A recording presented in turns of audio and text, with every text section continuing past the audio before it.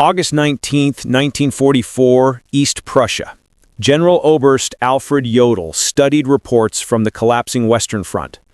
Allied supply lines stretched over 400 miles from Normandy to Patton's Third Army.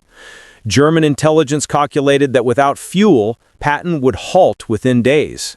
Every armored division consumed 150,000 gallons of fuel daily. On paper, the Americans were overextended, vulnerable. Jodl believed victory was possible if supply broke down. But 125 miles away, 5,958 trucks were already rolling east, headlights blazing along the French roads. This was the Red Ball Express, a logistics operation unlike anything the German generals had ever conceived. Its goal? Deliver 12,500 tons of supplies every 24 hours, keeping Patton's spearhead moving faster than anyone thought possible.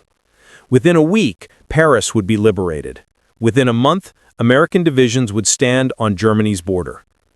The German command knew their own limitations. Blitzkrieg had always faltered when supply failed.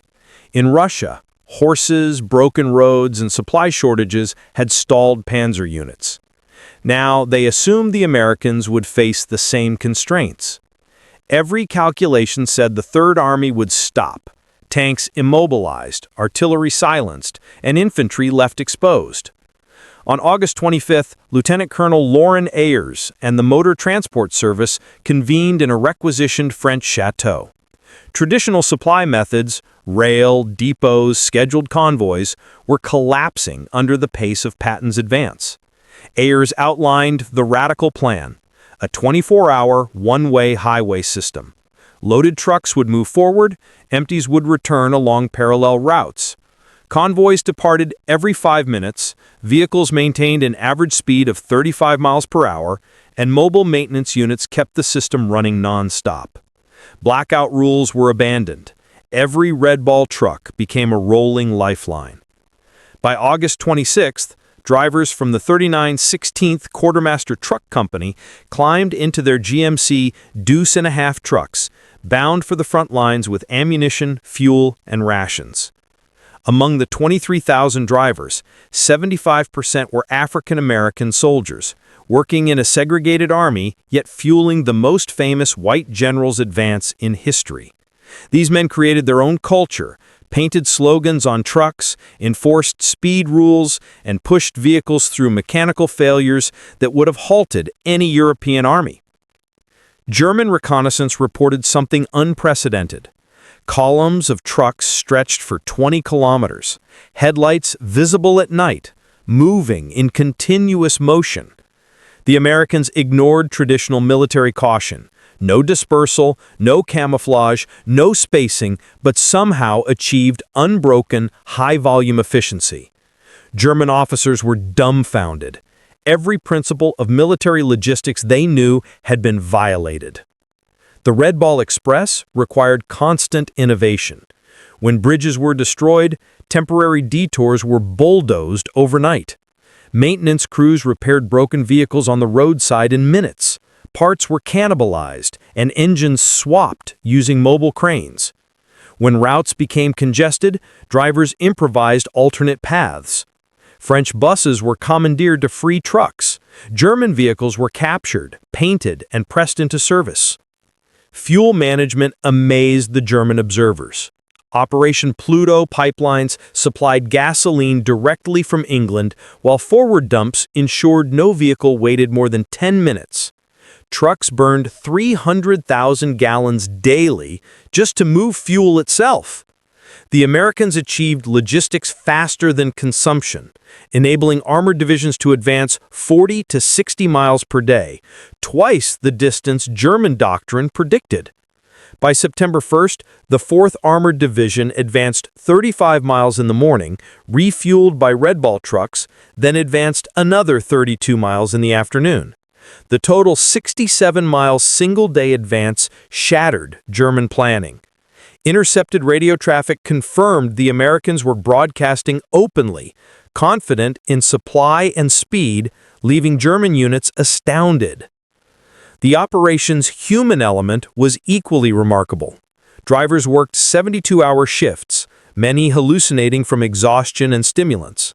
Yet morale remained high. They were aware of the historical significance, proving Nazi racial ideology wrong with every mile.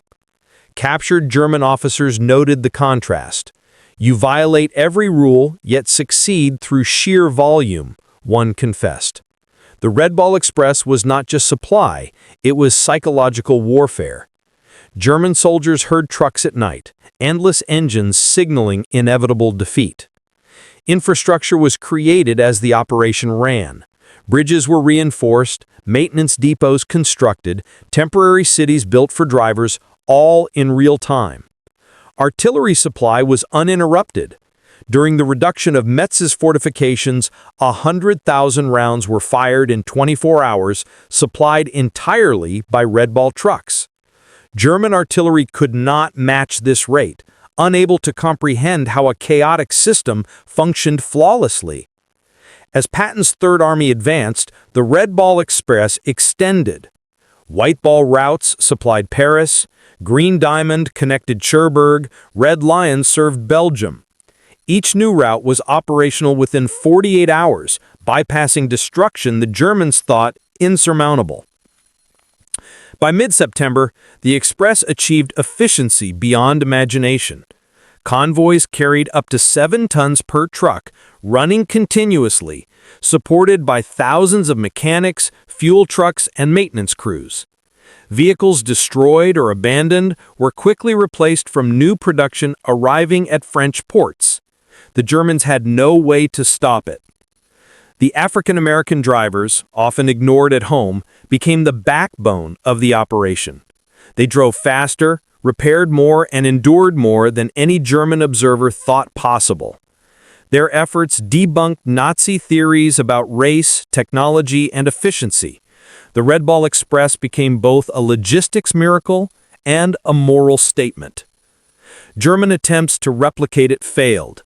Operation Greif during the Battle of the Bulge collapsed immediately. German drivers could not match speed, mechanics could not repair fast enough, and fuel limitations made high-volume supply impossible. The Americans' industrial abundance, willingness to lose vehicles, and decentralized decision-making made the system unstoppable. Even in winter 1944-45, freezing rain and snow could not halt the Express. Chains were wrapped around tires, radiators filled with alcohol, and drivers pressed forward at reduced speeds. Yet tonnage delivery continued.